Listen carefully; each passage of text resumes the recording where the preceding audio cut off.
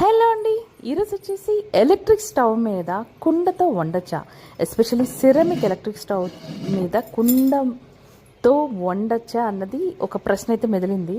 మా ఫ్రెండ్స్ కూడా చాలామంది అడిగారనమాట, వీడియో కాల్స్ చేసినప్పుడు, ఫ్యామిలీ అండ్ ఫ్రెండ్స్. చూడండి, ఇప్పుడు వచ్చేసి నేను సింపుల్గా కుండ అనేస్తున్నాను. సో ఈ సిరమిక్ పొయ్యి మీద మనం ఇప్పుడు 180 డిగ్రీస్ అయితే పెట్టుకున్నాం అనమాట. 4 పాయింట్స్ కదండి, సెకండ్ పాయింట్లో అయితే నేను పెట్టాను.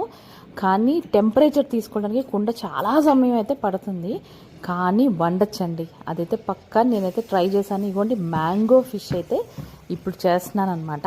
ఫస్ట్ ఒక టెంపరేచర్ కుండకి వచ్చేసిన తర్వాత అలాగే ఎక్కువ టైం అయితే కుండ ఆ వేడిని ఉంచుకుంటుంది కదండి. సో మనం ఆ 180 డిగ్రీస్ పెట్టేసి అలా ఉంచి మనం కుక్ చేసేయచ్చు అనమాట.